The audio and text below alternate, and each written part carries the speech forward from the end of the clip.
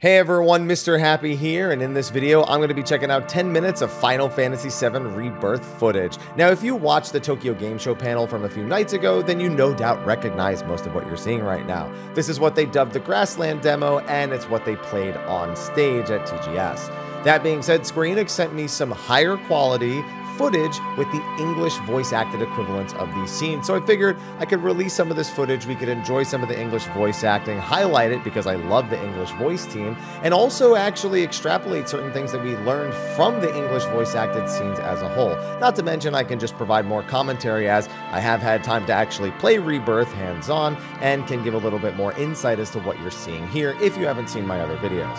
Honestly, for the start of this video, I'm going to pause my own voiceover here in just a second because I want you to just enjoy the English voice cast. I love the English voice cast for 7 Remake, and I'm so glad to have all of them returning, plus all the new voices we're going to get here. So, I'm going to mute myself until these voice-acted scenes are done, and you can enjoy. Way you get anywhere. Pick a direction and start walking. Left, your left, right.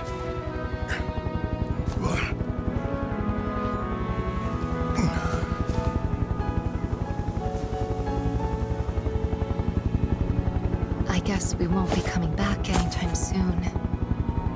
Guess not.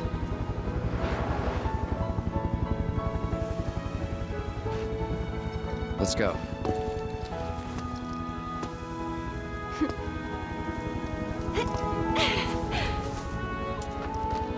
And there it was!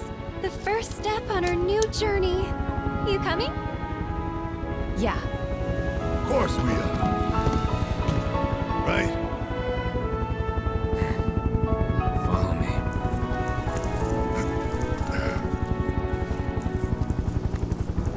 All right, let's get this show on the road, people.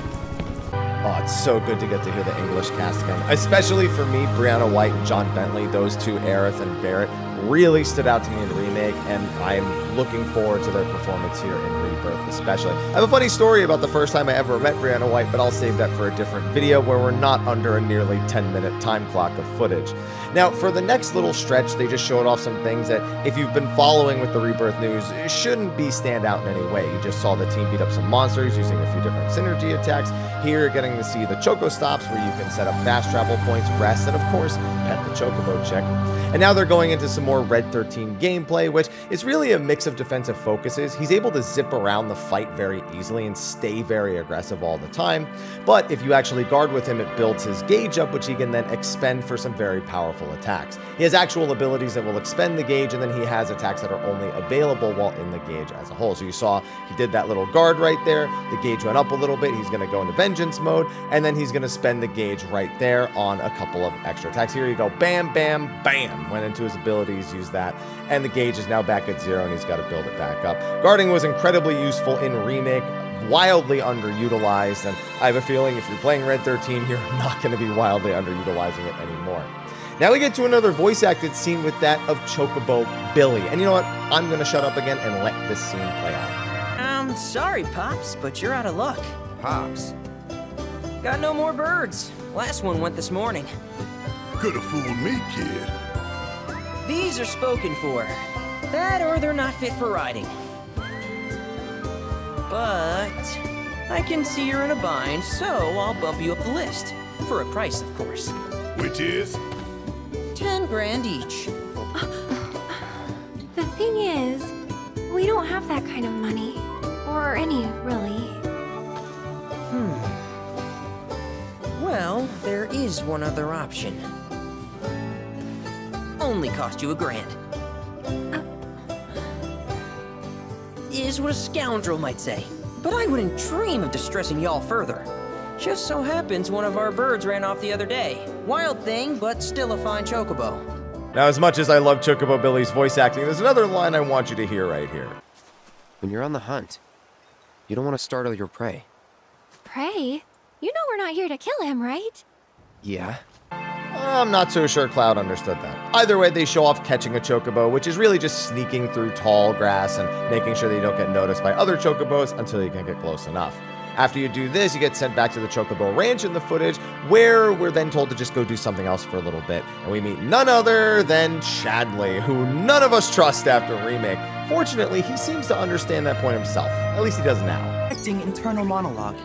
The hell's this weirdo doing here? Well, at least we're on the same level now. Either way, Chadley, very similar to the first game, is going to be part of an intel side quest system. In Remake, it was just battle intel, where you had to do certain things in battle and then go back to him, and then he could craft material with the intel you managed to gather. Here, you're going to be going around looking for towers, and these towers will reveal world intel around the world map. Complete any of the objectives that pop up, and that will give you currency that works, again, very similar to the way battle intel worked. Chadley even directly compares it to battle intel and just says that now we're going to call it world intel because we're out in the world. So functionally the exact same system, but with more objectives and spanning a bigger area, obviously, and more activities than just fighting. Though I have gotten to experience the Fiend sighting stuff, and that was, again, perfectly fine. It's nice. It's like open world hunts like you've seen in stuff like Final Fantasy 12 and other Final Fantasy games, 16 most recently as a whole as well. And then you go back and you make materia, and the new materia that they look to be introducing in 7 Rebirth is pretty interesting. I'm curious to see where a lot of it ends up going, because there's dual magic materia, there's morph materia, which is really the one I'm interested in most. Those of you who have played 7 know how ridiculous morph materia could be in that game, and I'm unlikely to expect that we'll be farming tank Ceratops in this game in order to, morph them into a million strength sources. But if we can, I'm totally open to the idea. Here they were just doing a quick Fiend sighting against some open world mobs, and not really much to say here. I fought a mob very similar in Junon, but it's always fun getting to see some gameplay. And then finally we go over to Calm, where we can just see some of the townsfolk going around. And in order to track down some side quests, you can actually head to a side quest board, and that'll show you exactly where the quests are. There's some great dialogue that comes with the quest that we're going to see here, but overall, like I said, it's not anything new from the Tokyo Game Show footage. If you understood everything from that perfectly, then you really didn't experience much else here. But for me, it's really nice to get to enjoy all of the English aspects of it as well. Getting to see these little quest dialogues, what they say, hear the voice actors that I'm going to be experiencing for this, 40-hour story, 100-hour side quest jaunt that I'm going to be taking on February 29th. And seeing all these elements, even just learning a few new things. Like, I didn't fully understand what Chadley's role was with the world intel, though I could kind of piece it together. I also didn't know what the materia itself said when they showed it in the presentation, other than being able to tell that the first one was a fire and ice dual magic materia, which is nice to see another one of those, because I did get to see a dual magic materia in the, not the Junon demo, but in the Mount Nebel demo that I got to play as well. Now, while it is great to get to enjoy a lot of these various aspects, having a side quest on the screen right now reminds me of one aspect I'm really hoping they improved going into Rebirth. Now, I am someone who loves getting lost in side quests and learning about the world and lore of various single-player RPGs. You don't see me do side quests nearly as much in MMOs, but that's just because there's so many of them. And while I enjoy Final Fantasy VII Remake's quests and the characters, they definitely kind of slow the pacing of the game down, and I'm wondering if a lot of that is because of Midgar and how compact it is, or because they didn't really know how to get it all the way right. So knowing that there's a 40-hour story in this game followed by, 60 hours of side content, I'm wondering how that's going to be paced in Rebirth as well. With the wide open world with the exploration aspects, I'm just hoping that quests like this aren't something that I do like 6, 7, 8, 9, 10 of, and then go continue the main story after I've kind of been stuck in an area for another 5, 6 hours doing all this stuff. It's worth noting that in the side quest UI, and we noticed this from Tokyo Game Show as well, that they show that each of these quests has multiple parts. You can see how many ticks along you are before you'll actually complete it. Something that's not new to Rebirth, but all the same, I think there were like 7 ticks for this one quest alone. So how long is all of that going to take? How long is that going to detract me from the main story? Do I need to come back and do some of that later after that? Because you can travel back at any point in this game.